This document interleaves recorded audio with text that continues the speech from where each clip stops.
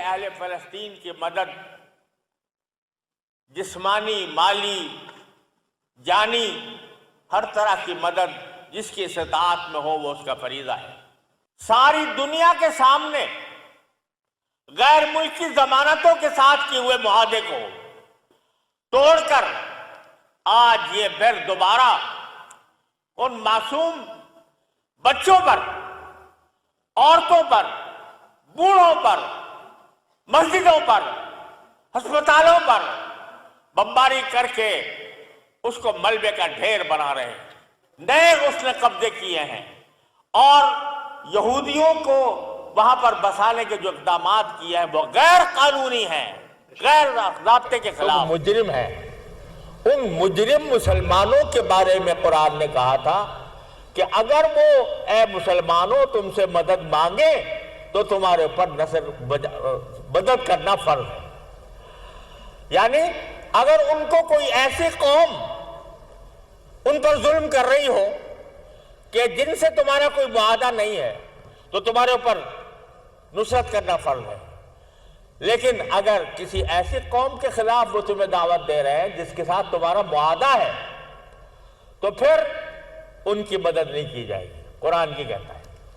تو بعض لوگ اس استثناء کو آڑ بنا کر یہ پروپیگنڈا کر رہے ہیں، اور علمی دنیا میں یہ پروپیگنڈا پھیلایا جا رہا ہے کہ چونکہ مسلمان ممالک کے معاہدے ہیں غیر مسلم ملکوں کے ساتھ، اس لیے ہم اگر مسلمانوں پر ظلم ہو رہا ہے اور وہ قومیں ان پر ظلم کر رہی ہیں جن کے ساتھ ہمارے معاہدے ہیں تو ہمیں پھر ان کی مدد کرنے کی ضرورت نہیں ہے۔ خوب سمجھ لیجئے کہ یہ محض ایک دھوکہ ہے، اس لیے اولاً تو اس لیے کہ اسرائیل کے ساتھ ہمارا کوئی معاہدہ نہیں،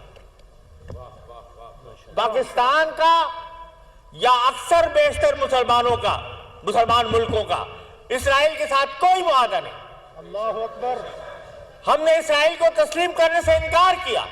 بے شک بے شک۔ ہمارے پاکستان کے بانی نے پاکستان بننے سے پہلے اسرائیل کے وجود کو بلد الحرام قرار دیا تھا، اللہ اکبر۔ ناجائز بچہ قرار دیا تھا، اور آج بھی لہذا اول تو ہمارا اسرائیل سے کوئی معاہدہ نہیں، اور جو اسرائیل سے معاہدہ نہیں ہے اس نے سارے معاہدات توڑ کر اس وقت ہمارے بچوں کو وہ قتل کرنے پر آمادہ ہے، اور یہ چاہتا ہے جان بوجھ کر نسل کشی کا اور قتل عام کا اقدام کر رہا ہے۔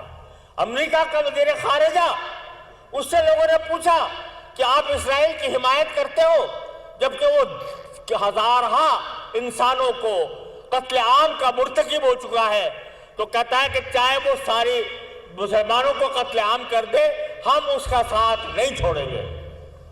یہ اعلان برملا اس نے کیا ہے، وزیر خارجہ نے برملا یہ اعلان کیا ہے۔